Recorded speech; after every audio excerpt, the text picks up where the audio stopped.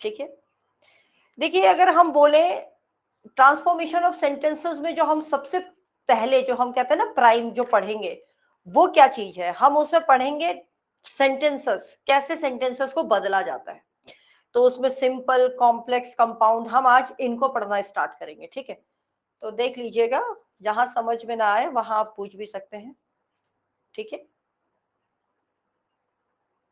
I think board दिख रहा है शायद यहाँ तक।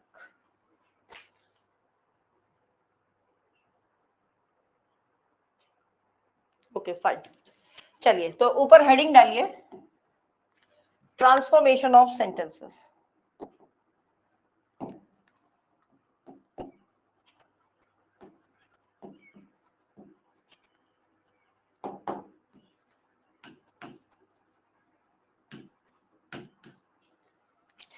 ट्रांसफॉर्मेशन ऑफ सेंटेंसेस, इसमें हेडिंग डालिए, हम सेंटेंस की बात जब कर रहे हैं तो हम आज सेंटेंस को ही लेंगे, कितने प्रकार के सेंटेंस होते हैं। तो इसका एक चार्ट बनाइए इस तरीके से, एक है सिंपल, हमने सेंटेंस को हम डिवाइड कर रहे हैं, सिंपल हो गया। फिर आपके आते हैं compound sentence, and then comes your, तीसरा आता है आपका कॉम्प्लेक्स सेंटेंस।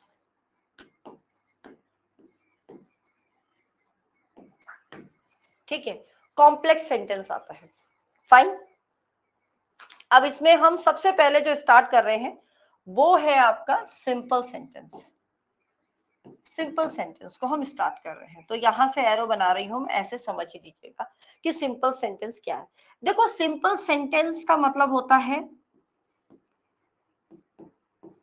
थोड़ा हैंग हो, देखो सिंपल सेंटेंस का मतलब होता है सब्जेक्ट और वर्ब। वर्ब भी कैसी होगी, फाइनाइट वर्ब होगी। ठीक है, तो सब्जेक्ट प्लस वर्ब, एक सब्जेक्ट होगा और एक फाइनाइट वर्ब होगा। ठीक है, तो लिख लीजिए, पहले समझ लो फिर लिख लेना।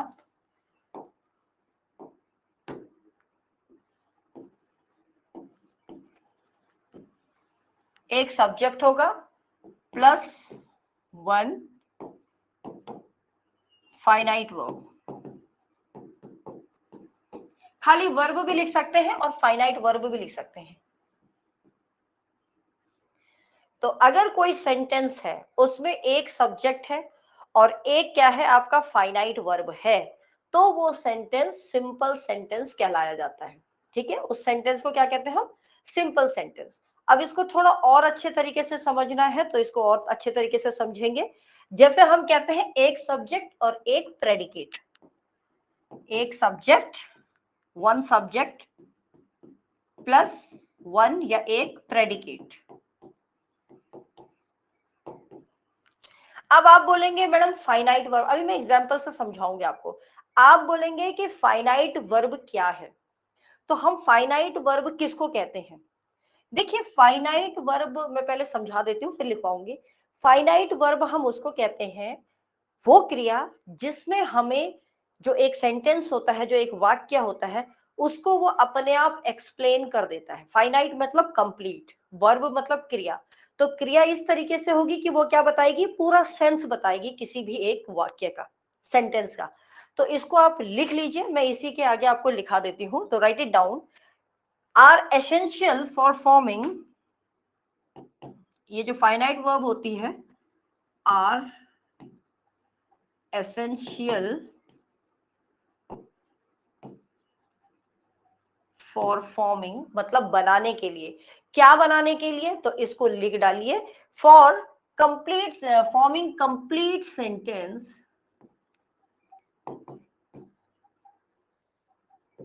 एक पूरा वाक्य बनाने के लिए इसकी हमें जरूरत पड़ती है, वो फाइनाइट वर्ब है। That expresses clear meaning, that expresses clear meaning, जो बिल्कुल एक क्लियर मीनिंग को क्या करेगा, समझाएगा। ठीक है, उसको हम बोलते हैं फाइनाइट वर्ब। यहां तक कि कॉन्सेप्ट क्लियर हुआ कि नहीं। अभी हम इसको एग्जाम्पल से करेंगे तो आपको बहुत अच्छे तरीके से समझ में आएगा। जैसे मैं एग्जाम्पल यही सामने ही देती हूँ जिससे आपको समझ में आए। यहां है जैसे एग्जाम्पल, हम इसका एग्जाम्पल बना रहे हैं सिंपल सेंटेंस का, ठीक है। तो यहां पर देख लो, जैसे मैंने लिखा ही बॉट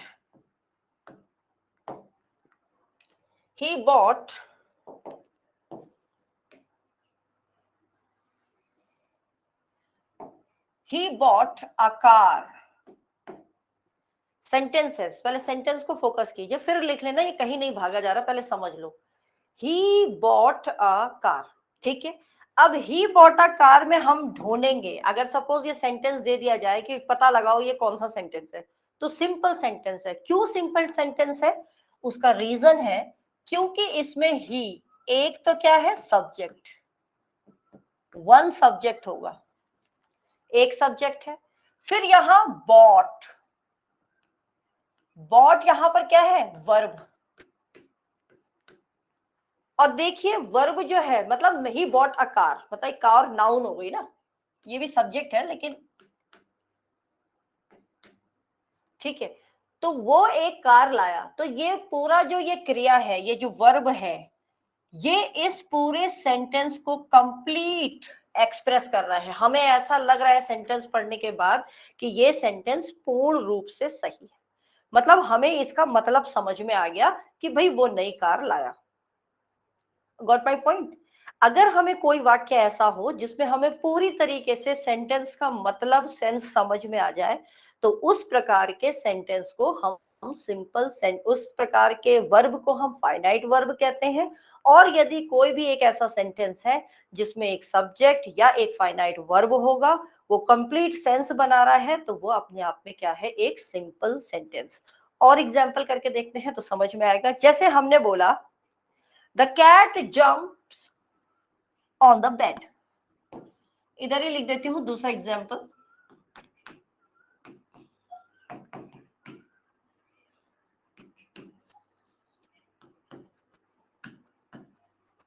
अब आप सेंटेंस की लंबाई मत देखिए कि कितना लंबा सेंटेंस है, हमें लंबाई नहीं देखनी, हमें सिर्फ क्या देखनी है कि वो कितना ज्यादा बता रहा है, ठीक है। तो ये कह रहा है कि the cat jumps on the bed. अब cat jumps on the bed, तो कैट यहां पर क्या है, इट इज योर सब्जेक्ट, और बेड में उछल रही है, मतलब एक फाइनाइट वर्ब। हाँ, फाइनाइट वर्ब, वही मैं समझा रही हूँ। जम्प्स, जम्प्स क्या है यहाँ पर, फाइनाइट वर्ब कह दो या वर्ब कह दो। देखिए फाइनाइट वर्ब हम उसको कहते हैं जो क्रिया, जो वर्ब कंप्लीट सेंस एक्सप्रेस करे किसी भी सेंटेंस में, उसको हम फाइनाइट वर्ब कहते हैं।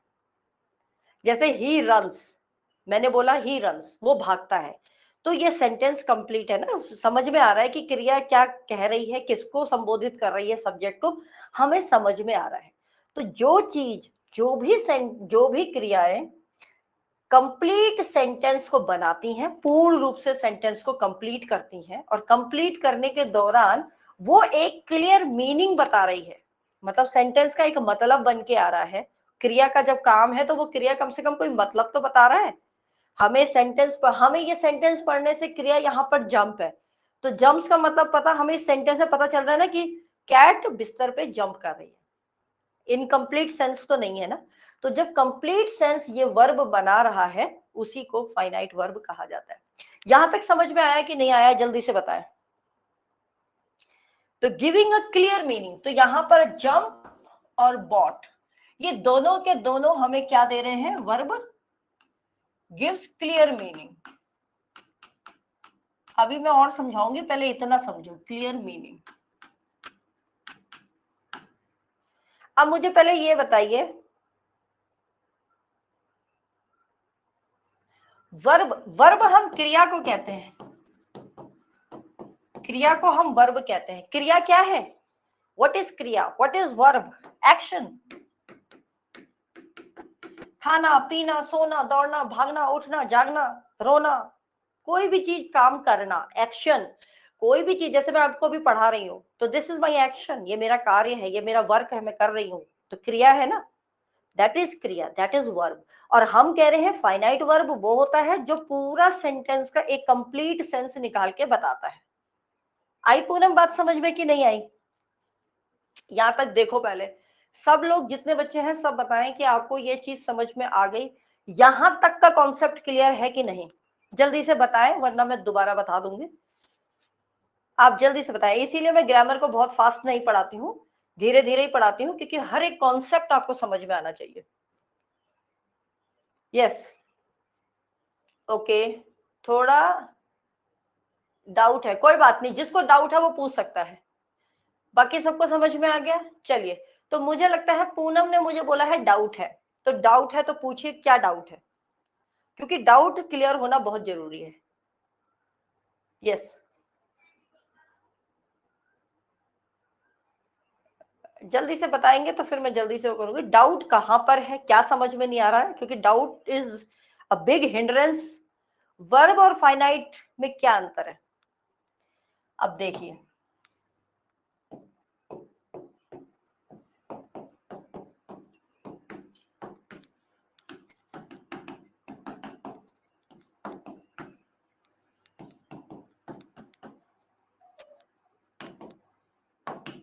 हमने कहा ऐसी क्रिया जो कंप्लीट, पूर्ण, पूर्ण मतलब बताए, एक वाक्य को पढ़ने के बाद हमें पूरा संदेश मिल जाए कि ये सेंटेंस का क्या मतलब है। जैसे मैंने बोला, सपोज एक एग्जांपल देते हैं तब आप ज्यादा समझ पाओगे।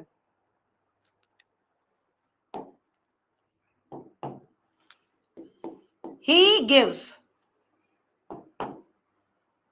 ही गिव्स, ही गिव्स, कोई बताएगा क्या है ये? ही गिव्स का मतलब क्या है? वह देता है। आप कहोगे ही, इसमें तो भाई आप कहोगे मैडम इसमें तो सब्जेक्ट भी है वर्ब भी है। देखिए, ये सब्जेक्ट है, ये वर्ब है। क्या ये सेंटेंस कंप्लीट है? क्या ये सेंटेंस आपको कुछ मतलब समझा पा रहा है? अपना मतलब कि क्या है इसका मतलब? ही गिव्स, वो देता है। क्या देता है? हमें सेंस समझ में नहीं आया कि क्या देता है। तो जब हमें सेंस ही समझ में नहीं आया, क्रिया है भी तो क्या करें? तो क्रिया ऐसी होनी चाहिए थी, he gives me a pen।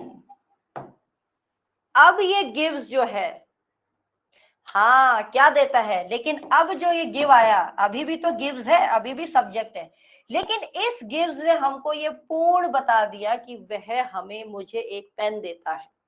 तो इस क्रिया ने जब पूरे कंप्लीट सेंटेंस का मतलब बता दिया एक सेंसफुल मैनर में, उसको ही हम फाइनाइट वर्ब कहते हैं। कंप्लीट है, समझ में आया? अब बताइए। ऑब्वियस सी बात है, जब सब्जेक्ट है वर्ब है तो ऑब्जेक्ट भी होगा ही, ठीक है। लेकिन अगर हम सिंपल सेंटेंस की बात करें तो हम कहते हैं, अब चलो आप कह रहे ऑब्जेक्ट, अब मैंने कहा ही, मैंडेटरी नहीं है ना ऑब्जेक्ट हो। ही रन्स, यहां ऑब्जेक्ट है? There is no object. Focus हम किस पे कर रहे हैं? तो क्या ये सेंटेंस इनकम्प्लीट है? ही रन्स, वह भागता है, बिल्कुल सही सेंस बता रहा है। हमें इसको पढ़ने के बाद ऐसा नहीं लग रहा है कि वह भागता है, कैसे भागता है, क्या वो भागता है। तो भागता है तो एक सेंसफुल सेंटेंस बन रहा है, मीनिंगफुल सेंटेंस बन रहा है। अभी मैं वही चीज आपको आगे लिखाऊंगी। यहां तक समझ में आया कि नहीं? तो this is your what, finite verb. और फाइनाइट वर्ब है तो हम कह रहे हैं कि भाई ये सिंपल सेंटेंस है। क्यों सिंपल सेंटेंस है? क्योंकि इसके साथ फाइनाइट वर्ब है। बिल्कुल, टू फाइनाइट। समझ में आ गया ना? आप अभी जैसा जैसा समझा रहे हैं, ट्रांजिटिव, इंट्रांजिटिव, इन सब चीजों में मत। ट्रांजिटिव वर्ब्स तो मैंने कल भी पढ़ाया था, जब ट्रांजिटिव में क्वेश्चन भी आया था, जब मैंने बोला था सब्जेक्ट होगा, ऑब्जेक्ट होगा, सब्जेक्ट होगी, वर्ब होगी, ऑब्जेक्ट होगी, और सब ऑब्जेक्ट जो है उसको वो क्या कर रहा होगा? ऑब्जेक्ट को पूर्ण रूप से समझा रहा होगा। क्लियर है? यहां तक समझ में आया कि नहीं? अब बताएं जल्दी से।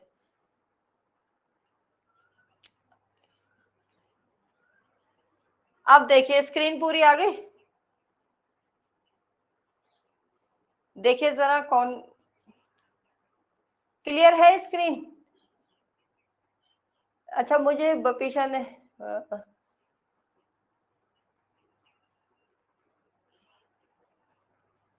अच्छा, ये बबीशा ने पूछा है कि स्क्रीन, अब पूरी स्क्रीन दिख रही है आपको, ये देख लो। चलिए अब हम आगे चलें।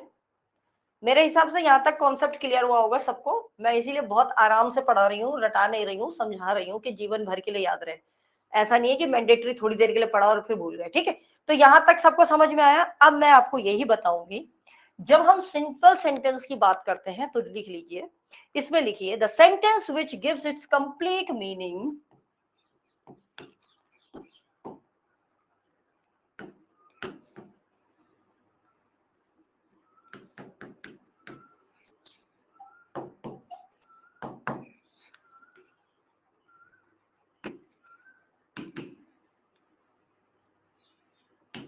the sentence which gives a complete meaning without depending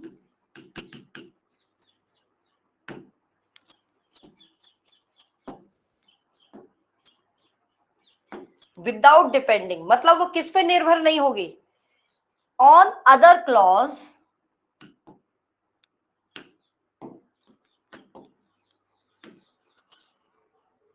ठीक है। अभी क्लॉज वगैरह बता दूंगी क्लॉज क्या होता है, ठीक है। Depending on the other clause, या फिर आप लिख सकते हो और सेंटेंस, क्लॉज को हम सेंटेंस भी बोलते हैं, ठीक है। डिपेंडिंग ऑन अदर क्लॉज और सेंटेंस इज कॉल्ड, ऐसे सेंटेंस को हम क्या कहते हैं, ऐसे सेंटेंस को हम कहते हैं, क्या कहते हैं अभी, लिख लीजिए, प्रिंसिपल क्लॉज,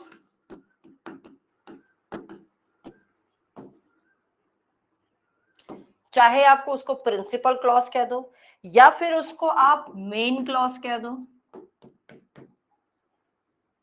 या उसको आप इंडिपेंडेंट क्लॉज कह दो, किसी की जरूरत नहीं है इसको।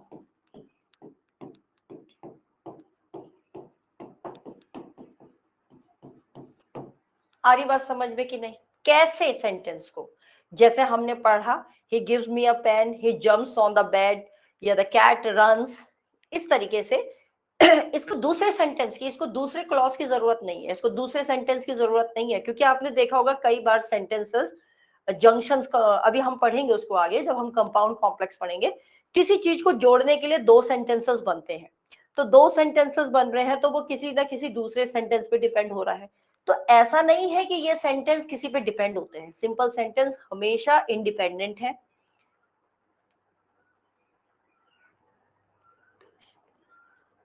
Yes yes yes yes, it's first grammar class. ऐसा तो खैर इसमें बहुत सारी ग्रामर की क्लास आपको मिलेंगी, लेकिन मैं सभी बच्चों को बोल रही हूँ जो भी बच्चे यहाँ पर जुड़ रहे हैं, क्योंकि मैंने ट्रांसफॉर्मेशन ऑफ सेंटेंसेस पहले भी कराया है, तो मैं नहीं चाहती आप लोग अभी पुरानी वीडियोस में डगमगाते रहे, क्योंकि जो हम लेक्चरर की क्लास कर रहे हैं इसमें हम आगे काफी लेंथी भी पढ़ना पड़ेगा, कि जहां जहां मुझे जरूरत होगी तो मुझे पोएम्स की लाइनें भी पढ़ानी पड़ेंगी। तो इसीलिए मैंने आपको बोला है आप जॉन कीट्स से पढ़ना स्टार्ट कीजिए, सबको मैंने यही बोला है। हाँ, शेक्सपियर हो सके तो शेक्सपियर आप पढ़ सकते हैं, लेकिन जॉन कीट्स जो है, ग्रामर तो आपको तब तक समझ में नहीं आएगी जब तक लाइव आप नहीं समझोगे। हाँ, रिकॉर्डेड, मैंने रिकॉर्डेड क्लासेस उसमें भी डाली है यूट्यूब पे, तो वहां भी देख सकते हो। शायद मैंने वहां ट्रांसफॉर्मेशन ऑफ सेंटेंसेस नहीं पढ़ाया है, ठीक है। तो आप लोग यहाँ ग्रामर की क्लास, क्योंकि हम हफ्ते में ग्रामर की क्लास को भी रखेंगे साथ ही साथ, क्योंकि ग्रामर भी इक्वली इंपॉर्टेंट है when you are going for lecturer. और ग्रामर वैसे भी और भी एग्जाम्स दोगे तो वहां भी काम आनी है, ये सब कॉमन होती है, ग्रामर में सब चीज कॉमन आती है, कोई अलग नहीं आता, ठीक है।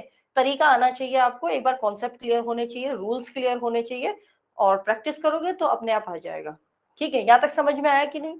तो जैसे जैसे पढ़ा रहे हैं आप बस वैसे वैसे फोकस करते रहो, और क्लास मिस मत करना, ठीक है, बस यही कह सकते हैं, और तो क्या कह सकते हैं। तो हाँ, अब आपको मेरे हिसाब से समझ में आया होगा कि क्या प्रिंसिपल क्लॉज है, क्या इंडिपेंडेंट क्लॉज है, क्या मेन क्लॉज है।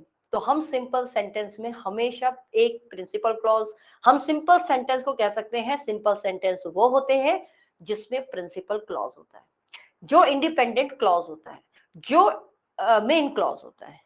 आई बात समझ में कि नहीं? जल्दी से बताएं, यहां तक सभी लोग बताएंगे तब मुझे आगे बढ़ूंगी मैं। यस, कम ऑन, सब लोग बताएं। और मुझे लगता है आज काफी बच्चे ग्रामर की क्लास मिस भी कर रहे हैं, तो आपको मिस नहीं करना चाहिए था। अर्जेंट है, then it could be some other reason also.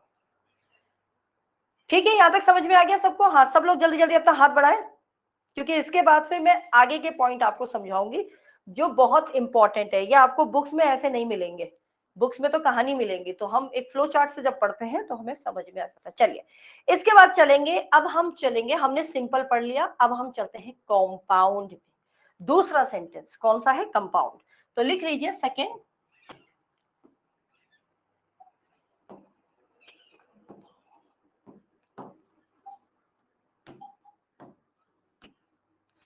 देखिए, कंपाउंड सेंटेंस क्या होते हैं, ठीक है?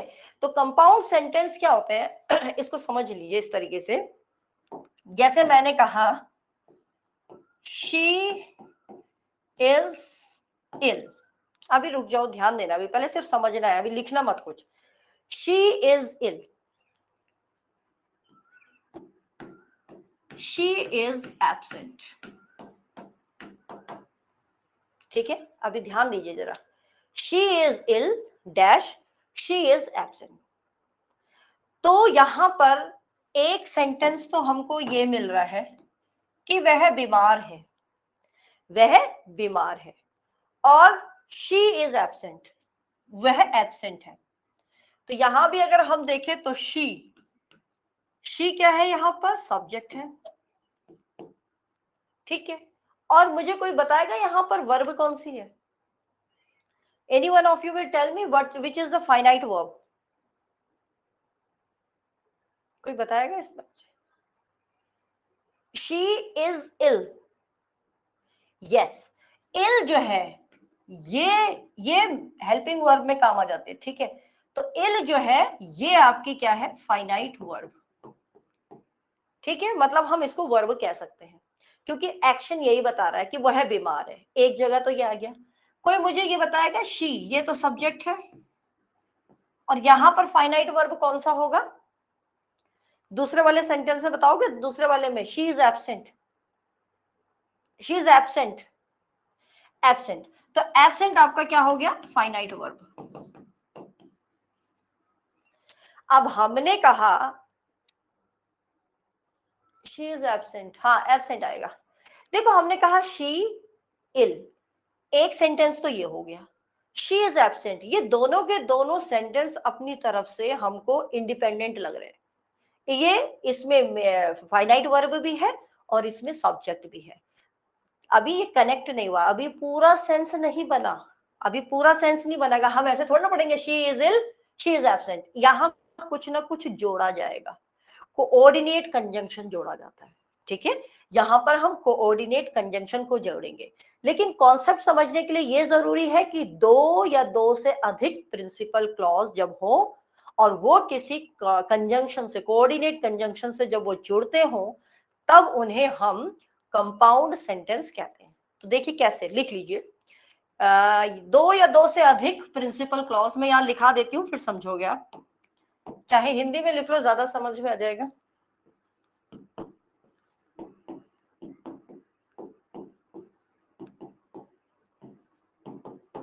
पीसी को समझ जाना, पीसी का मतलब होता है प्रिंसिपल क्लॉज, क्लॉज का मतलब होता है सेंटेंस, वाक्य, ठीक है? तो दो या दो से अधिक प्रिंसिपल क्लॉज, या फिर हम इसको इंडिपेंडेंट क्लॉज भी कहते हैं। आईसी का मतलब हो गया इंडिपेंडेंट क्लॉज, ठीक है? लिख लेना आप इसको, आईसी का मतलब इंडिपेंडेंट क्लॉज। तो दो या दो से अधिक प्रिंसिपल क्लॉज या इंडिपेंडेंट क्लॉज हो, ठीक है? अगर किसी सेंटेंस में ऐसे दिख रहे हो और अपना अलग अलग क्या दे रहे हो? मीनिंग दे रहे हो, तो अलग अलग अर्थ दे रहे हैं, giving different meanings in itself, मतलब एक्सप्रेस कर रहे हैं, ठीक है? तो ऐसे को हम कंपाउंड कहते हैं। लेकिन आपको यहां ध्यान ये देना है कि यहां हमेशा कोऑर्डिनेट कंजंक्शन से इनको जोड़ा जाता है।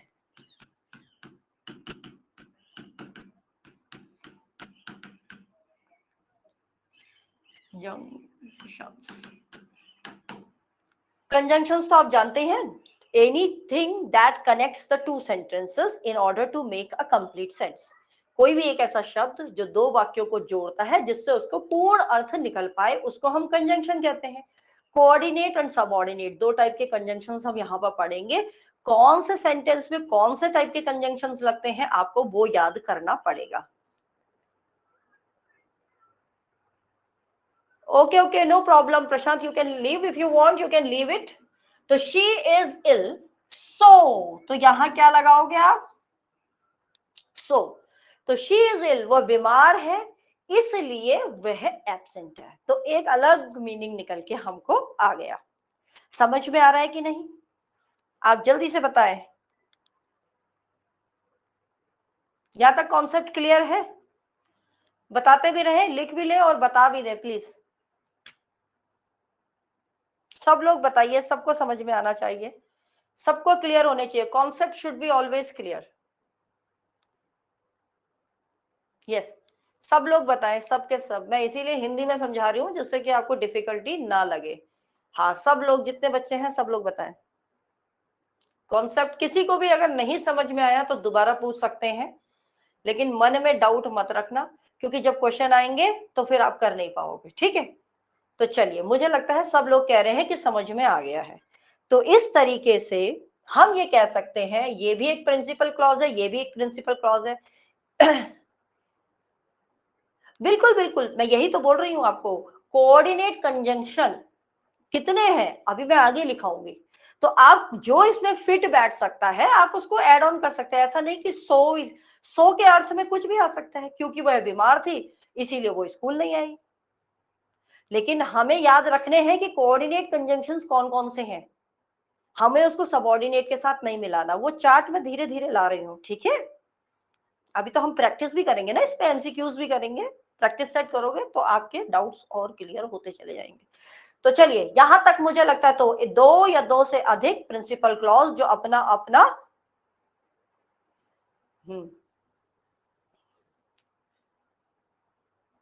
बिकॉज का सेंस हम बार बार क्योंकि में ले लेते हैं, इसलिए बच्चे समझ रहे हैं। सो को भी हम इसलिए क्योंकि, दोनों सेंस लगभग मिलते जुलते हैं। लेकिन अभी मैं आपको सब बताऊंगी कि कौन कौन से कोऑर्डिनेट कंजंक्शंस हैं, कौन कौन से सबऑर्डिनेट कंजंक्शंस हैं। और आपको याद रखना है, जब आप कंपाउंड सेंटेंस पढ़ रहे हो तो वहां हमेशा कोऑर्डिनेट कंजंक्शन ही से जोड़ोगे दो शब्दों को। क्लियर है, दो वाक्यों को, सॉरी। ठीक है, तो दैट इज व्हाट। तो दो या दो से अधिक प्रिंसिपल क्लॉज वाले सेंटेंस जो अपना इंडिपेंडेंट अर्थ बता रहे हो और वो किससे कनेक्ट हो रहे हो, एक मीनिंगफुल सेंस देने के लिए किसी एक कोऑर्डिनेट कंजंक्शन से, उसको हम कंपाउंड सेंटेंस कहते हैं। ठीक है, अब चलेंगे कॉम्प्लेक्स सेंटेंस पे। तो कॉम्प्लेक्स सेंटेंस क्या है? Third is your complex sentence.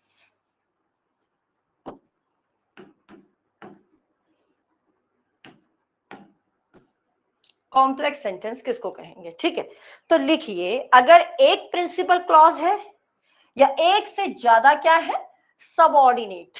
अभी लिखवाते हैं, एक प्रिंसिपल क्लॉज, एक में आपको मैं बताती हूं, पहले एक एग्जांपल देते हैं। शी वॉज इल, पहले एग्जांपल दूंगी तब उसको मैं फॉर्मुलेट करूंगी। ठीक है, she was ill, she was absent. ठीक है, शी वॉज इल, ये भी भाई अपने आप में बता रहा है। ठीक है, अब ये शी वॉज इल, वह बीमार थी, अभी बताएंगे। शी वॉज एब्सेंट, वह अनुपस्थित थी, या कह सकते हो आप एब्सेंट थी। अब ये दो सेंटेंस है, तो ये दो सेंटेंस क्या है भाई, इसमें देखो आप, शी है, ये सब्जेक्ट है, एब्सेंट जो है ये आपका फाइनाइट वर्ब है। तो दैट मीन्स जब एक फाइनाइट वर्ब है और एक सब्जेक्ट है और ये अपने आप में हमें एक कंप्लीट सेंस बता रहा है, क्या सेंस है, कि वह एब्सेंट थी, वह अनुपस्थित थी। तो ये अपने आप में कौन सा क्लॉज हो गया, प्रिंसिपल क्लॉज, इंडिपेंडेंट क्लॉज, या फिर मेन क्लॉज भी कह सकते हो। तो ये एक तो हमको प्रिंसिपल क्लॉज का याद रखना है कि एक तो प्रिंसिपल क्लॉज होगा ही होगा। ठीक, दूसरा कह रहा है शी वॉज इल, तो वह बीमार थी, वह बीमार थी, ये कॉमा लगा दिया मैंने, हटा दिया, तो वह बीमार थी अपने आप में कोई मतलब निकल रहा है? तो क्या हो गया भाई, वह बीमार थी, क्या हुआ फिर, कार्य क्या हुआ? आपको लगता है ये सेंस बन रहा है? तो आईसीपीसी, अच्छा रुको लिख देते हैं। आईसी का मतलब होता है इंडिपेंडेंट क्लॉज, पीसी का मतलब होता है प्रिंसिपल क्लॉज, ये सब एक ही है। एमसी का मतलब होता है मेन क्लॉज, और ये तीनों के तीनों एक ही हैं। समझ में आ गया? तो देखिए वो कह रहा है कि ये तो एक सेंस बना रहा है, और एक, प्लीज एक्सप्लेन ऑल। ये इंडिपेंडेंट, इंडिपेंडेंट का मतलब क्या होता है? इंडिपेंडेंट का देखो, चाहे तुम इंडिपेंडेंट क्लॉज कह लो, प्रिंसिपल क्लॉज कह लो, या मेन क्लॉज कह लो, इनका मतलब ही यही होता है कि एक फाइनाइट वर्ब होगा और एक सब्जेक्ट होगा, और वर्ब जो है वो अपना एक सेंटेंस में पूर्ण कंप्लीट सेंस बता रहा होगा, उसको हम कहते हैं प्रिंसिपल क्लॉज, या कह सकते हो यस तीनों एक ही है, तीनों एक ही है। तभी तो हमने बोला चाहे इसको आप प्रिंसिपल क्लॉज कह लो, चाहे आप इसको इंडिपेंडेंट क्लॉज कह लो, चाहे आप इसको मेन क्लॉज कह लो, ये तीनों के तीनों एक ही हैं, और ये तीनों के तीनों सिंपल सेंटेंस में मिलते हैं। आई बात समझ में? तो ये एक एक कम से कम एक तो प्रिंसिपल क्लॉज होना चाहिए जब हम कॉम्प्लेक्स सेंटेंस पढ़ रहे हैं। अब हमने बोला she was ill, she was ill, she was absent, अगर हम यहां से सेंटेंस पढ़े और यहां तक, तो क्या ये मतलब निकल रहा है she was ill, she was absent? तो यहां तक अगर पढ़ेंगे तो हमें सेंस नहीं मिल रहा। तो इस टाइप के जो सेंटेंस होते हैं इनको हम कहते हैं सबऑर्डिनेट क्लॉज।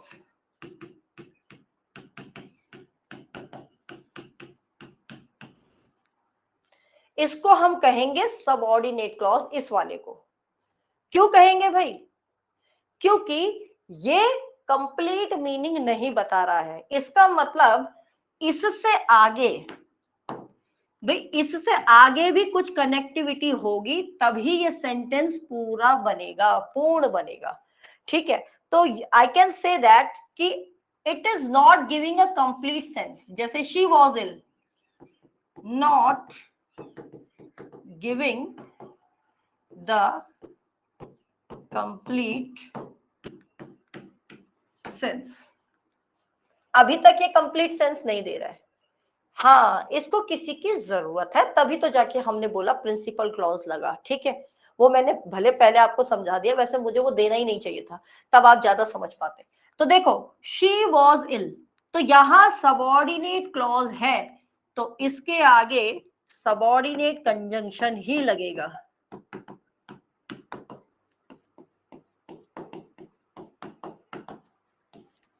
सबऑर्डिनेट क्लॉज है तो सबऑर्डिनेट कंजंक्शन लगेगा, जैसे कि एज लगा दिया, एज।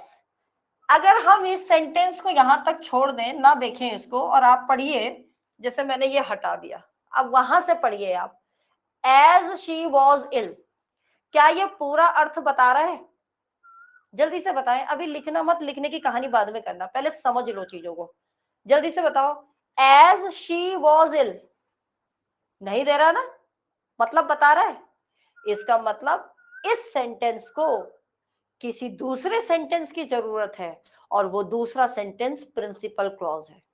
तो यहां पर एक वाक्य ऐसा जिसमें एक सबऑर्डिनेट क्लॉज होगा और एक प्रिंसिपल क्लॉज तो होना ही चाहिए, उसको हम कॉम्प्लेक्स सेंटेंस कहते हैं। तो अगर हम देखें, ये भी हमको सबऑर्डिनेट कंजंक्शन और सबऑर्डिनेट क्लॉज हमें क्लियर मीनिंग नहीं दे रहे। बिल्कुल, हमें मीनिंग तब दी, मीनिंग तो हमें तब पता चली क्योंकि वह, क्योंकि जैसे हम बोल रहे हैं ना, एज, जैसे कि भी लगा सकते हो, जैसे कि वह बीमार थी, शी वॉज एब्सेंट, इसलिए भाई अब हमें कारण पता चला। अब ये सेंस पता चला तो ये सेंसफुल मीनिंग बता रहा है, और प्रिंसिपल क्लॉज ही sub clause sentence depend on main clause. Exactly, जितने भी सबऑर्डिनेट क्लॉज है वह मेन क्लॉज या प्रिंसिपल क्लॉज या इंडिपेंडेंट क्लॉज इन्हीं पर निर्भर होते हैं। क्यों होते हैं? क्योंकि हमने पढ़ा कि प्रिंसिपल क्लॉज वो होता है जिसमें एक फाइनाइट वर्ब होगा और सब्जेक्ट होगा। तो जहां फाइनाइट वर्ब आ गया तो डेफिनेट सी बात है वो सेंटेंस को कंप्लीट सेंस में बदलेगा। तो आई होप ये आपको कहानी समझ में आई होगी। जल्दी से बताएं समझ में आई कि नहीं आई, बाद हम आगे चलेंगे। और एक चीज और नोट करने वाली है, हमेशा सबऑर्डिनेट, ध्यान देना, नोट कर लो, मैं लिखवा देती हूँ। हमेशा सबऑर्डिनेट क्लॉज सबऑर्डिनेट कंजंक्शन से ही शुरू होगा।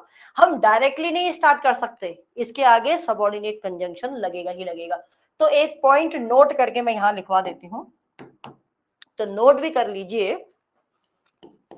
एनओटी नोट करिए। इस तरीके से लिखिए, सबऑर्डिनेट क्लॉज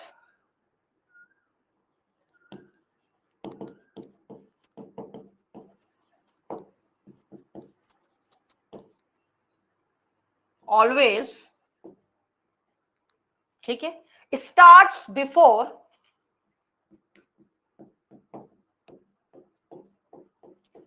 सबऑर्डिनेट कंजंक्शन।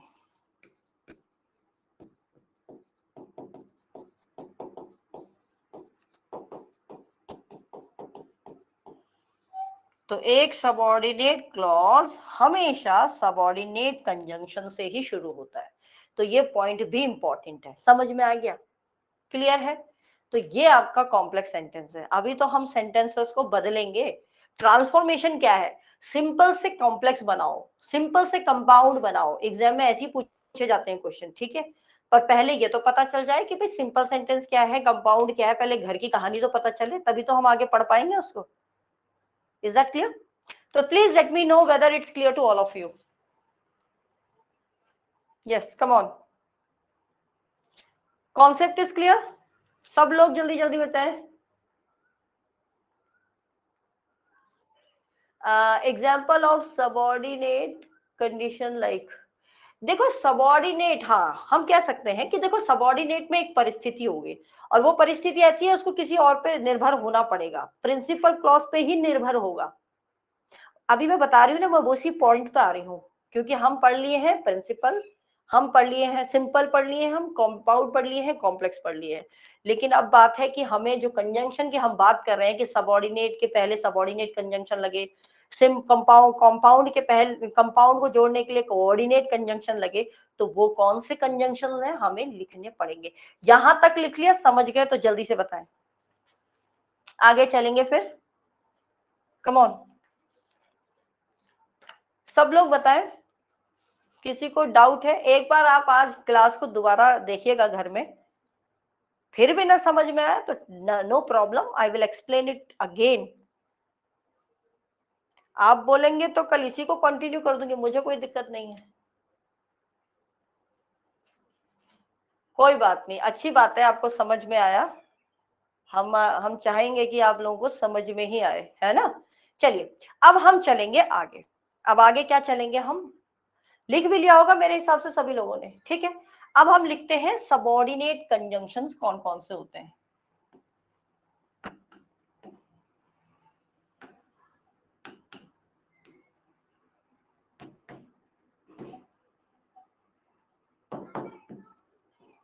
तो सबऑर्डिनेट कंजंक्शंस कौन कौन से होते हैं?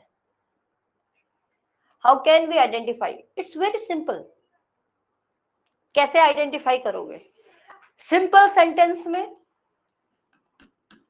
सिंपल सेंटेंस है, अभी रुक जाओ, इसको लिखना रुको।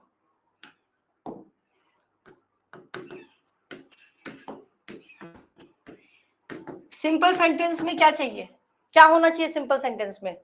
कम से कम एक सब्जेक्ट हो और एक फाइनाइट वर्ब हो, बस दो कहानी चाहिए, ठीक? कंपाउंड में क्या चाहिए? बहुत आसान है भाई, कंपाउंड में क्या चाहिए? कंपाउंड में सब्जेक्ट दो होंगे, मतलब दो आपके पास क्या होंगे, प्रिंसिपल क्लॉज, ये प्रिंसिपल क्लॉज ही हो गया, ठीक है, या इंडिपेंडेंट क्लॉज, बार बार बोल रही हूं, या मेन क्लॉज। प्रिंसिपल क्लॉज हो, दो होंगे, लेकिन बीच में कोऑर्डिनेट कंजंक्शन होगा। सेंटेंस देखते ही पहचान जाओगे, रटने की जरूरत ही नहीं है, समझने की भी जरूरत नहीं है। तीसरा है कॉम्प्लेक्स। कॉम्प्लेक्स में हमने कहा सबऑर्डिनेट क्लॉज होगा, उससे पहले सबऑर्डिनेट कंजंक्शन होना चाहिए, बिना इसके तो ये शुरू ही नहीं होगा। तो जहां सबऑर्डिनेट कंजंक्शन देख लोगे अपने आप समझ जाओगे ये तो कॉम्प्लेक्स सेंटेंस है। उसके बाद एक प्रिंसिपल क्लॉज होना जरूरी है, क्योंकि प्रिंसिपल क्लॉज पे ही पूरी कहानी निर्भर करेगी। तो फर्क क्या है, क्या डिफरेंस, क्या टेंशन है? कोई टेंशन नहीं है।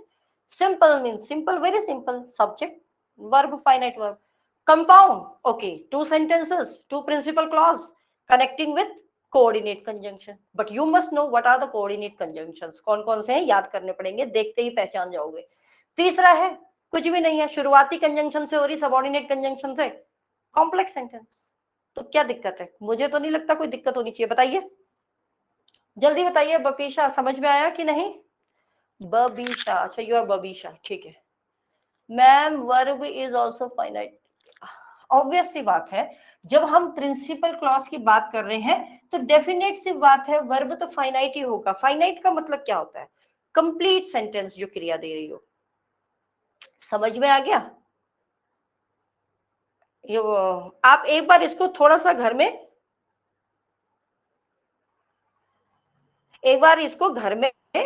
इन द सेंस कि जब क्लास हो जाए उसके बाद आराम से जो मैंने समझाई हैं चीजें एक एक वीडियो को दोबारा रिकॉल करना।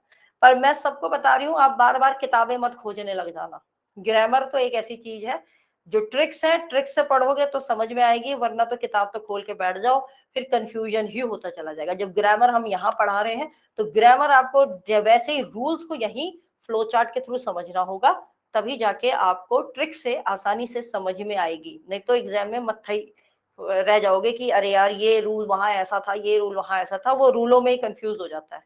तो आपको क्या करना है, ट्रिक समझा दी है आसानी से। हाँ, प्रैक्टिस जितनी करो, प्रैक्टिस सेट लगाओ, प्रैक्टिस करो, प्रैक्टिस में कोई दिक्कत नहीं है। एक बार टॉपिक कंप्लीट होने के बाद आप प्रैक्टिस करते रहो, आप आराम से पहचान जाओगे। मैं भी तो कराऊंगी अभी प्रैक्टिस। आई बात समझ में कि नहीं? तो मेरे हिसाब से जब तक मैंने आपको कोऑर्डिनेट और सबऑर्डिनेट कंजंक्शन नहीं पढ़ाए, क्लास अधूरी रह जाएगी। प्रैक्टिस सेट का मतलब होता है वही जो मैं आप लोगों को एमसीक्यूज कराऊंगी। और आप भी जो घर में किताब कुतुब हो, जब ट्रांसफॉर्मेशन ऑफ सेंटेंसेस जब हम पूरा पढ़ लें, अभी तो हमने शुरू किया है, अभी तो इट्स अ वेरी लेंथी, इसको पूरा कंप्लीट करेंगे तो सेंटेंसेस के बेस पे एक बार जब सेंटेंसेस के मैंने ट्रांसफॉर्मेशन बता दिए, उसके बाद सिर्फ सेंटेंसेस वाले ट्रांसफॉर्मेशन करना, ठीक है? क्योंकि एक्टिव पैसिव से भी क्वेश्चन आता है, तो एक्टिव पैसिव को तो स्पेशल अलग से क्लास लूंगी एक्टिव पैसिव की, ठीक है? समझ, वो शायद एक्टिव पैसिव तो मैंने उसमें ही पढ़ाया होगा यूट्यूब में, पर मैं आप लोगों को दोबारा पढ़ा दूंगी।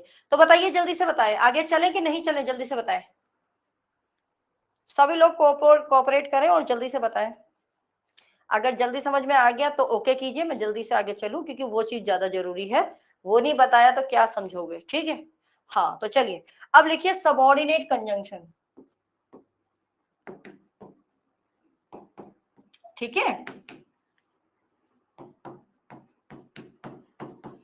आपको ये तो याद रख लेने हैं कि सबऑर्डिनेट कंजंक्शन कौन कौन से हैं, ठीक है?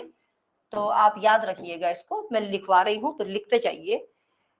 अच्छा, एक चीज और बहुत आसान सी चीज है, याद रहो कि एक दिमाग में की भी बन जाएगी। हमने बोला सबऑर्डिनेट कंजंक्शन, कोई मुझे बताएगा कैसे टाइप के सेंटेंस बनेंगे? सबऑर्डिनेट कंजंक्शन की जब मैं बात कर रही हूँ, कोई बताएगा कैसे सेंटेंसेस बनेंगे इससे? कॉम्प्लेक्स, कॉम्प्लेक्स, क्योंकि अभी हमने पढ़ा शुरुआती कोऑर्डिनेट सबऑर्डिनेट कंजंक्शन से होगी, फिर सबऑर्डिनेट क्लॉज होगा, लेकिन वो पूरी तरीके से प्रिंसिपल क्लॉज पे डिपेंड होगा, तो वो कॉम्प्लेक्स सेंटेंस है, ठीक है? तो इसी के नीचे मैं एक एरो बना देती हूँ, will always form complex sentences. बिल्कुल, जरूरी नहीं है एज से ही शुरू हो, मैं अभी लिखवा रही हूँ, और भी हैं बहुत सारे, ठीक है? हाँ लेकिन वो उदाहरण बताया था मैंने, ऑलवेज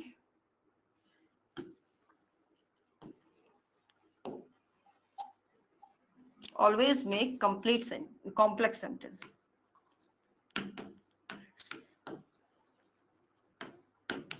ये चीज को ध्यान में रखना है, ठीक है। अब इसके कौन कौन से एग्जाम्पल्स हैं ये लिख लेते हैं फटाफट, ठीक है। कौन कौन से हैं, मतलब कौन से आते हैं इसमें, जैसे हु है, हु, फिर आप लिख सकते हैं वेयर, विच,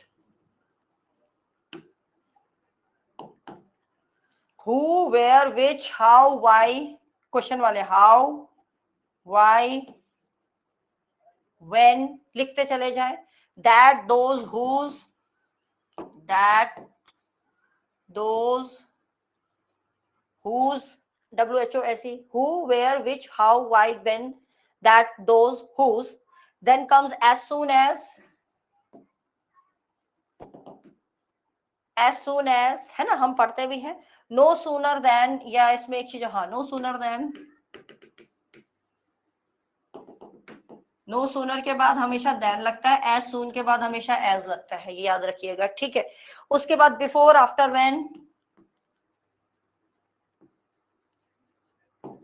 when तो पहले भी आ गया मुझे लगता है, अच्छा आफ्टर, आफ्टर के बाद भी याद रखिएगा, when मैंने लिखा दिया तो मैं दोबारा नहीं लिख रही हूँ, ठीक है। as, because, since,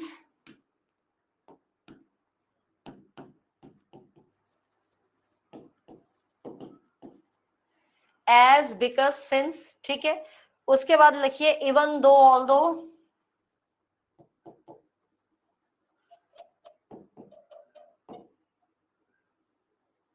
ये याद रख लेना, ठीक है, ये चार्ट याद रखना जरूरी है। इवन दो, ऑल्दो का मतलब जानते हो ना, यद्यपि, हालांकि, है ना, इसको कहते हैं। सो दैट, सो के बाद हमेशा दैट लगता है, आपको पता ही है ना।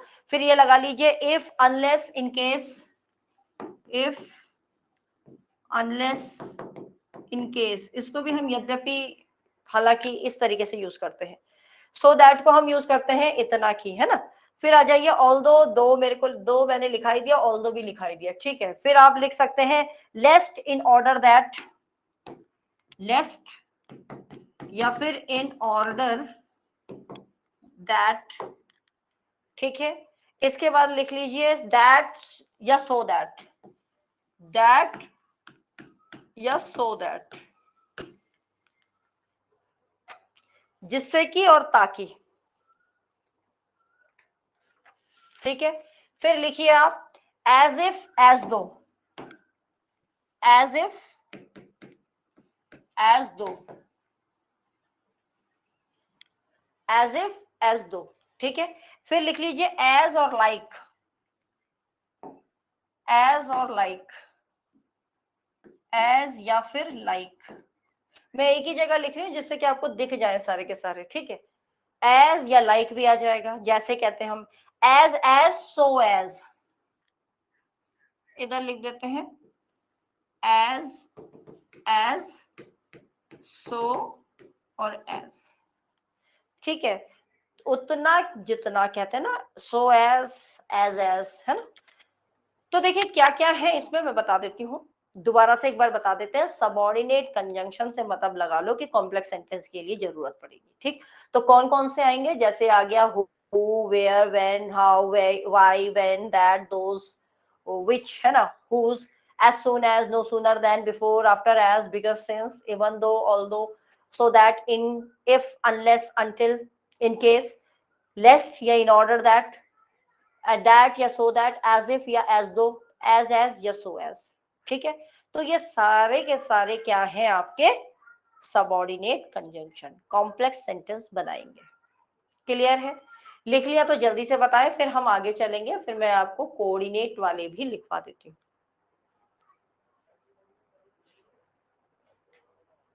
चलिए,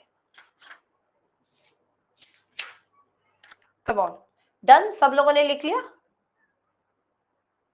ओके।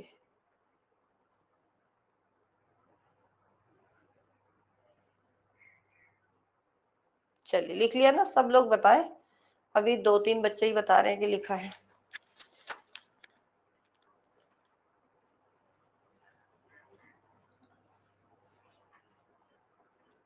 ओके,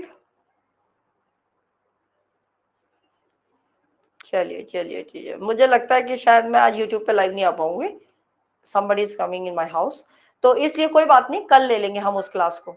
आपकी क्लास होगी, आपकी क्लास चलती रहेगी, वो टेंशन नहीं है, क्योंकि यूट्यूब पे तो अलग आना ही पड़ेगा ना। ठीक है, तो चलिए यहाँ तक हो गया ना, सब लोगों ने लिख लिया। चलिए अब हम चलेंगे आगे। अब लिखिए आप कोऑर्डिनेट कंजंक्शन।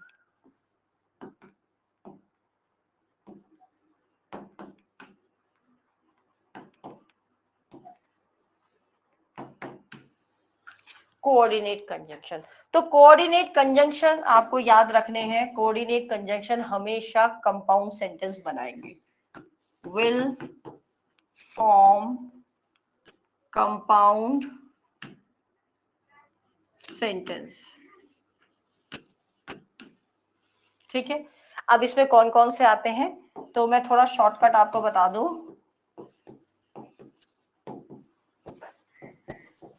फैन बॉयज, इतने तो आप ऐसे याद रख लो, fan boys, fan boys word याद रखना। अब इससे हम फटाफट बनाएंगे। एफ फॉर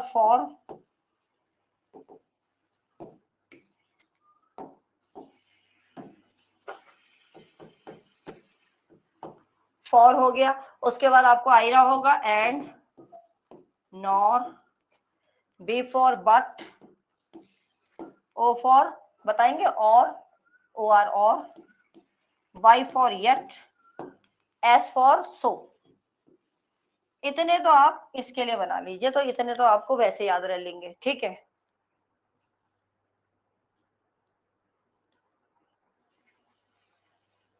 एग्जैक्टली आप इन्हीं से पता, ए का मतलब तो ये हो गया ना, ए में तो और भी कुछ आ जाएगा।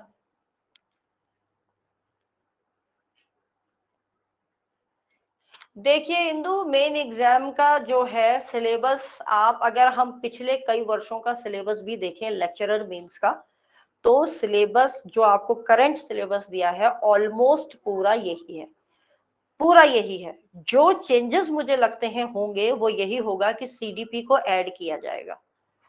सीडीपी को तो हर हाल में ऐड करेंगे जैसे एलटी में किया था। ठीक है, तो सीडीपी भी बहुत बड़ी रोल प्ले करेगी, लेकिन जिसका सब्जेक्ट स्ट्रांग होगा तो सीडीपी में भी आप कर सकते हैं। तो सब्जेक्ट को तो स्ट्रांग वैसे भी बनाना ही पड़ेगा। अगर सब्जेक्ट में कोई दूसरे ऑथर भी डाल देते हैं तो टेंशन की कोई बात नहीं है, आप कम से कम जितने ऑथर, ये ऑथर तो वो हटा ही नहीं सकते, क्योंकि हम अगर प्रीवियस ईयर्स के पेपर भी देखें तो ये बहुत अहम ऑथर्स हैं जो इन्होंने दिए हैं। ग्रामर बदलेगी नहीं, ग्रामर तो सेम है और हमेशा हर एग्जाम के लिए सेम होती है, कोई भी कॉम्पिटिटिव एग्जाम आप दे रहे हो, तो सिर्फ इतना टेंशन लेने की जरूरत नहीं। रही बात मेंस कब होगा, तो यस, जब भी ये नोटिफिकेशन आएगा तो आपको थोड़ा बहुत टाइम तो वो देंगे ही देंगे तैयारी के लिए। ठीक है, तो इसलिए इतना घबराने की जरूरत नहीं है, पेपर तो वो इसी साल कंप्लीट करा देंगे, आप इसका टेंशन ना लीजिए। ठीक है, ऐसा नहीं करेंगे वो कि पेपर आपको बहुत लंबा रोकेंगे, इतना लंबा नहीं रुकेगा। ठीक है, समझ में आ गया। बस आप अपनी तैयारी में लगे रहे, पेपर कब होगा उसका टेंशन मत कीजिए, तैयारी रहेगी तो पेपर जब भी आ जाए, चाहे वो कहें इतने महीने बाद है, तो आप माइंडली भी प्रिपेयर रहेंगे, मेंटली भी प्रिपेयर रहेंगे और आपकी तैयारी भी रहेगी। तो देखो फायदा तो वही ले पाएगा जो तैयारी कर रहा होगा। जो अभी बीच में सिर्फ बच्चे बैठे हुए होंगे, जो सुस्त बैठे हैं कि क्या होगा क्या होगा, वो बच्चे फिर, मैं ये नहीं कह रही वो बच्चे नहीं निकलेंगे, लेकिन ये है कि वो बच्चे अपना उतना कीमती समय खो देंगे। ठीक है, फिर पेपर में प्रेशर होता है, इसीलिए प्रैक्टिस सेट मैं आप लोगों को क्यों करा रही हूँ, जिससे कि जो हम क्लासेस में जो मैंने बोला है कि एमसीक्यू करेंगे, क्यों मैं आज से शुरू कर रही हूँ, जिससे कि आपकी तैयारी एग्जाम तक बहुत अच्छी हो जाए। ठीक है, और आप जानते हैं लिटरेचर का जो सिलेबस है वो कोई कम नहीं है, अगर आप लेक्चरर की तैयारी कर रहे हैं तो बहुत वास्ट है। अभी तो हमें कई पोएम्स पढ़नी पड़ेंगी, कई वर्क्स हद तक एंड तक पढ़ने पड़ेंगे। जैसे कि अगर जो लाइट हाउस ही निकालो तो 1 घंटे की क्लास तो लाइट हाउस में ही निकल जाएगी। कॉम्प्लेक्स में भी में आएगा, हाँ कॉम्प्लेक्स में अभी तो मैं, कॉम्प्लेक्स में विच है, तो विच है, विच, कॉम्प्लेक्स में विच है भाई, विच आएगा। ठीक है, अभी हम उसको पढ़ रहे हैं ना, कंपाउंड सेंटेंस वाला पढ़ रहे हैं। ठीक है, तो अभी तो ये और लिखो, ये इतने ही नहीं है, ये तो मैंने शॉर्ट बताया है, फैन वॉइस तक तो यहाँ ऐसे कर लो। एज वेल एज भी आएगा इसमें। ठीक है, एज वेल एज आपको याद रखना है, एज वेल एज भी यहां जुड़ेगा, ठीक है। और इसके बाद एक चार्ट बना लेना ना, एक पेपर लेना, एक तरफ लिखना कोऑर्डिनेट, एक तरफ लिखना सबऑर्डिनेट, तो आपको डिफरेंस पता चल जाएगा कौन सा कंजंक्शन कौन सा है, ठीक है। फिर लिखिए स्टिल वाइल, स्टिल आएगा WHIL वाइल, विच नहीं आएगा, वाइल आएगा, ठीक है, WIL वाइल। इसके बाद लिखिए बोथ एंड, बोथ के बाद हमेशा एंड, AND एंड। फिर लगाइए आइदर और, ठीक है। आइदर के साथ और का प्रयोग होता है वो आपको पता ही है, नाइदर के साथ नॉर का होता है, ठीक, नाइदर के साथ नॉर का होता है। अदरवाइज ले लो, नेवरदलेस ले लो, कभी नहीं, नेवरदलेस, ठीक है। उसके बाद लिख लो not only but also, not only but also,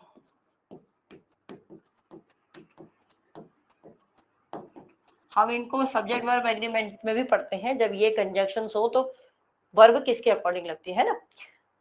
तो देखिए अगर हम बोले तो ग्रामर में खेल ही किसका है, सब्जेक्ट और क्रिया, ऑब्जेक्ट, ये तीन चीज खेलती हैं, ठीक।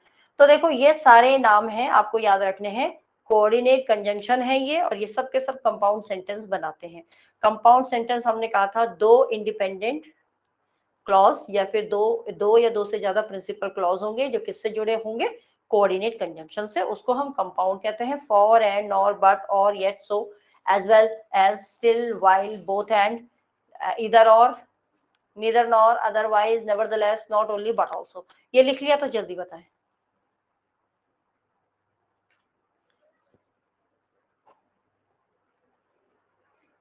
लिख लिया? हाँ, all of you please let me no, बता दीजिए अगर आपको समझ में आ गया तो।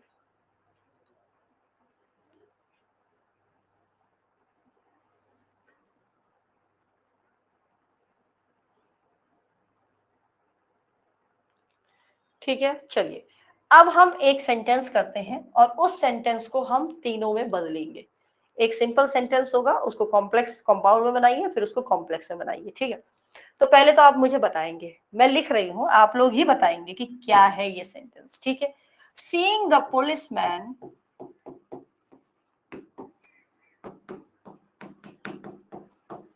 आप लोग करिए, खुद करिए, एक बार करके देखना। Seeing the policeman the thief ran away,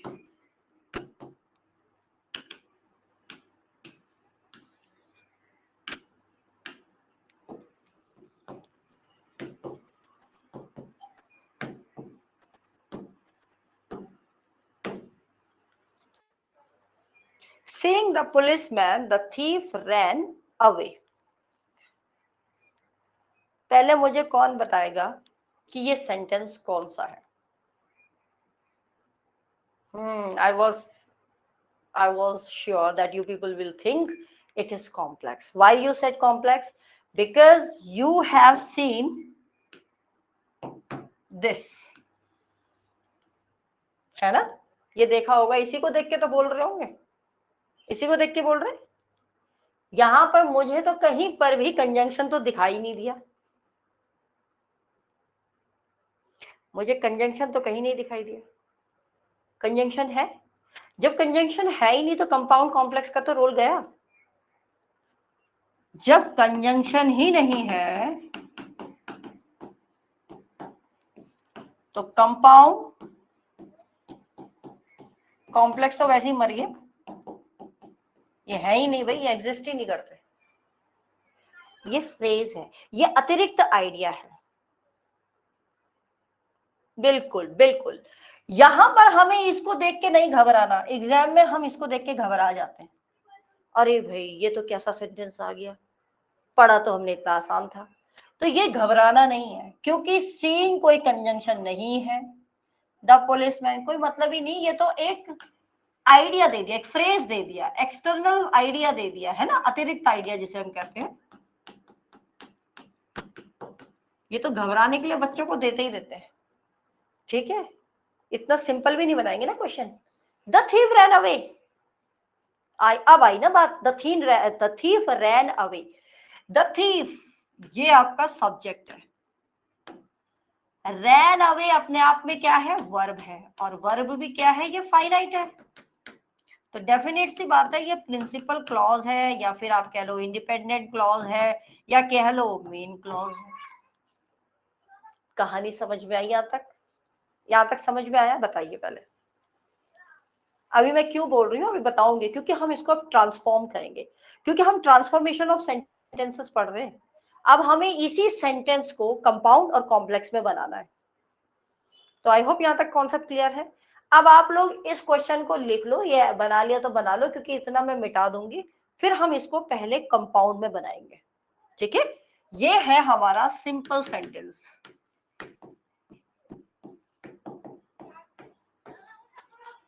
अब इसको बनाओ कंपाउंड में। कंपाउंड में कैसे बनाओगे? अब एग्जाम में आया है, ये सेंटेंस दे दिया, ठीक है, और 4 ऑप्शन नीचे आपको दे दिए। They will say transform into compound या transform this sentence into complex. तो पहले हम कंपाउंड में बना लेते हैं इसको। कंपाउंड सेंटेंस में कैसे बनाओगे, कोई बता सकता है? थोड़ा तो ट्राई कीजिए। अगर आप होते तो आप क्या ब्रेन लगाते, आपको अगर देख दिया जाता। कंपाउंड, कंपाउंड में, हाँ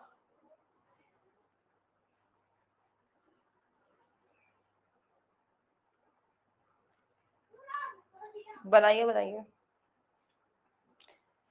ध्यान दीजिए, अब यहां आपने गलती करी है, आपने वाइल लगा दिया, और हम रूल जानते हैं, this is the rule, you will never start compound sentence from coordinate conjunction. Subordinate clause can be started from the subordinate conjunction. तो अपने आप में रॉन्ग हो गया ना, तो वो गलत हो गया। You can't start with conjunction in case of compound, तो गलत है, ये सेंटेंस गलत हो जाएगा। कोई बात नहीं, ये तो यही तो प्रैक्टिस करनी है। जितना आप बनाओगे तभी तो आप समझ पाओगे, हाँ यार इसको ऐसा करना है, इसको ऐसा करना। मैं आसानी से बता दूं तो फायदा क्या है? जब तक हम अपने ब्रेन को नहीं, कहते ना, इसको नहीं चलाएंगे ना, हमें समझ में नहीं आएगा। इसको भी तो एक्टिव करना है। आपकी बुद्धि से आप कितना कर सकते हो, you try your best, at least try. गलत भी है तो हम ही तो बैठे हैं बताने के लिए, तो बताना ही है, वही तो अटेम्प्ट करना भी बहुत जरूरी है ना। चलिए करिए करिए, कोई बात नहीं। आफ्टर, अच्छा, ओके।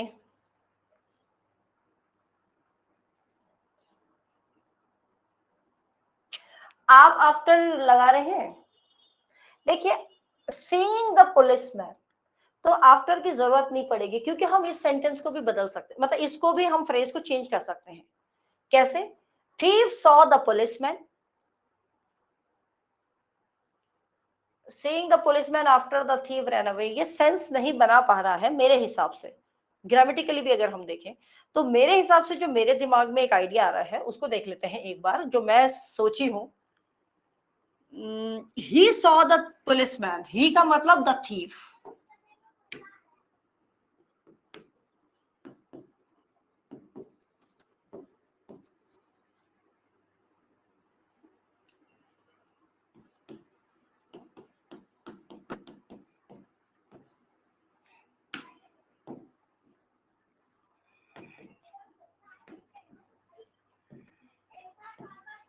अब ही रैन अवे है, या हम इसको ऐसे भी लिख सकते हैं, and the thief ran away. Thief saw the policeman so he ran away. हाँ, सो भी हम लगा सकते हैं। अच्छा, जो आफ्टर बोल रहे थे ना, ऐसा नहीं है कि भाई मतलब हमारा सेम निकलना चाहिए, क्योंकि कोऑर्डिनेट कंजंक्शन है तो कोई भी हो वो बैठ सकता है। ऐसा नहीं है कि एंड ही लगेगा या सो यही लगेंगे, हम और चीजों में भी इसको चेंज कर सकते हैं, but in a meaningful sense. तो the thief saw the policeman and he ran away, या वहां पर ही नहीं देंगे, वो सब्जेक्ट ही देंगे, तो ही तो प्रोनाउन में आ जाएगा ना, तो वो सब्जेक्ट नाउन के फॉर्म में, या तो वो थीफ करके दे देंगे, तो अक्सर वो यही लिख देंगे कि the thief ran away, and the thief ran away.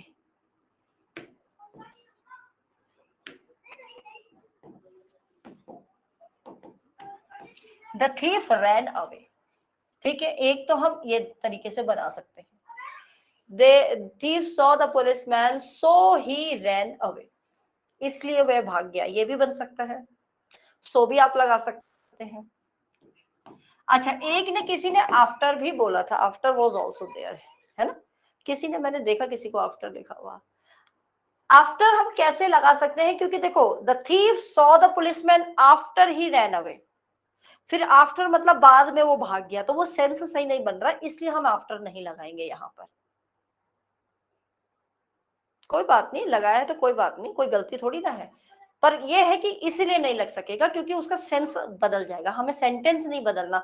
जब हम ट्रांसफॉर्मेशन ऑफ सेंटेंसेस पढ़ते हैं तो ट्रांसफॉर्मेशन का खुद का मतलब होता है टू किसी भी चीज को वैसा ही बनाना बिना उसका मतलब बदले हुए, तो वही ट्रांसफॉर्मेशन है। ठीक है, तो बताइए आप में से कितने लोगों को ये समझ में आया कि नहीं? कम ऑन, जल्दी से बताएं। हाँ बताइए, सबको समझ में आया कि नहीं आया? सब लोग बताएं हाँ प्लीज, अभी हम इसमें बहुत प्रैक्टिस करेंगे, आ जाएगा आपको, टेंशन मत कीजिए।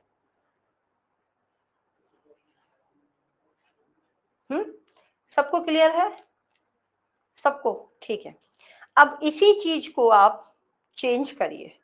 अच्छा एक चीज और, the end the thief ran away, ये भी क्या ध्यान देना है, इस पॉइंट को मैं बता दूं यहाँ पर। जब हमारा कोऑर्डिनेट कंजंक्शन लगता है,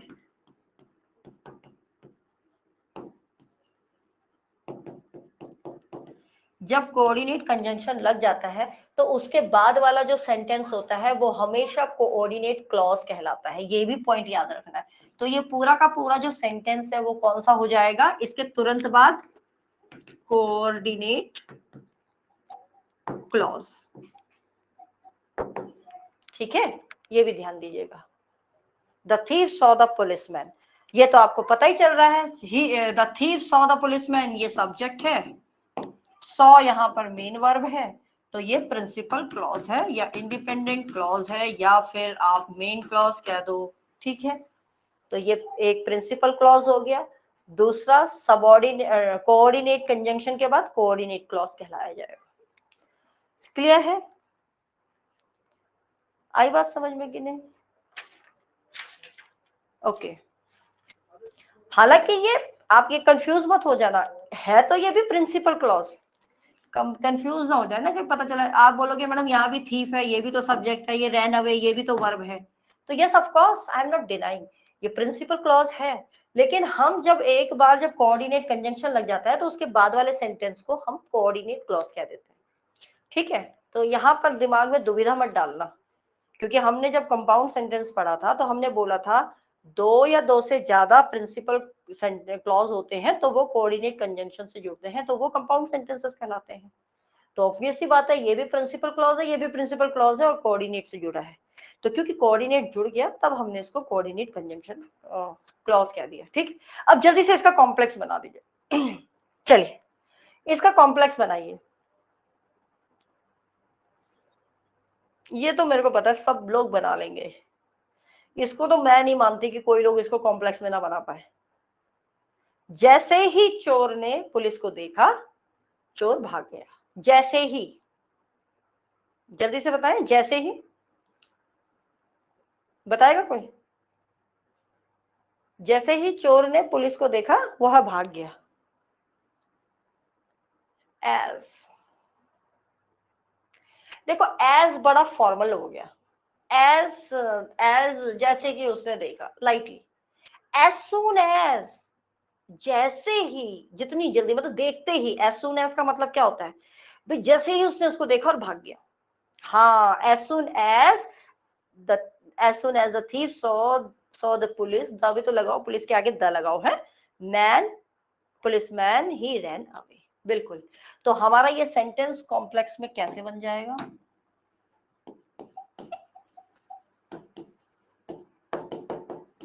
मैं इसको यहां बना देती हूँ, एक ही जगह पर बना रही हूँ जिससे आपको दुविधा ना लगे।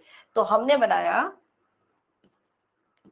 एज सून एज, और हम जानते हैं जब हम सबऑर्डिनेट कंजंक्शन को क्लॉज की बात करते हैं, कॉम्प्लेक्स की बात करते हैं, तो सबऑर्डिनेट होता है, तो सबऑर्डिनेट कंजंक्शन सबसे पहले लगता है, तब सबऑर्डिनेट क्लॉज आता है। तो as soon as the thief saw